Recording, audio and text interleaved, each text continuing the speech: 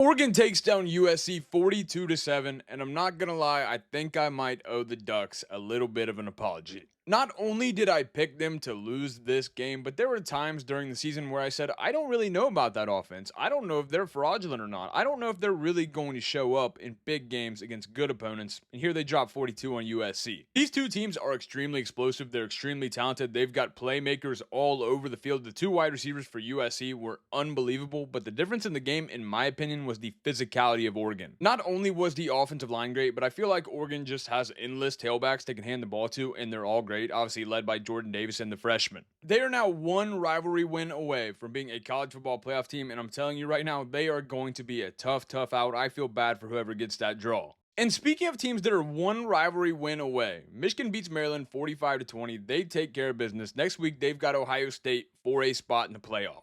Bryce Underwood did make the one mistake early, but I thought for the most part, he was really good. He was on time. He was accurate. He made plays down the field with his legs. Michigan was running the ball all over Maryland with their running back 5, I think. It looks like the Wolverines are peaking at the right time. It should be a massive game next week in Ann Arbor. Kansas State and Utah played game of the week and quite possibly game of the year. In terms of peak entertainment, it really doesn't get much better than this. I felt like every time I looked away and looked back, a different team had the lead. A different team was down in the red zone about to score. You can see K-State led by 10 points at one time. That's because they had a 24-point second quarter. It obviously came all the way down to the end. Utah scores on 3rd and goal late in the 4th with around 50 seconds left. They end up getting a pick to seal it. Awesome game. Utah stays at number 12 and keeps fighting for that playoff spot. Texas seemed like they were in for a long night headed into halftime against Arkansas. It's 24-20. Arkansas kind of moving the ball at will. It's going to be one of those days where it's just back and forth. Nope, Texas shuts them down in the second half. They dropped 21 points in the 3rd quarter. Notre Dame was beating Syracuse 21-0 before their offense even stepped on the field. Let that sink in for a second. And to make things worse, I think on like their 3rd or 4th play of the game, Jeremiah Love just rips off another one for 50 yards. I looked away for what I felt like 2 seconds. We were 4 seconds into the second quarter, and the score was 42-0 Notre Dame.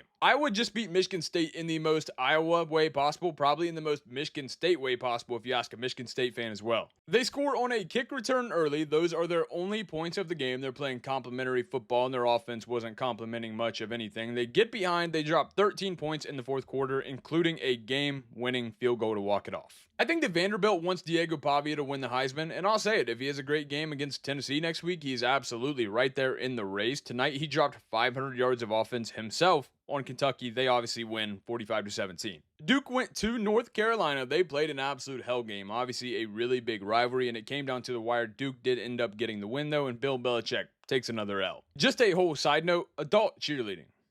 Are we serious?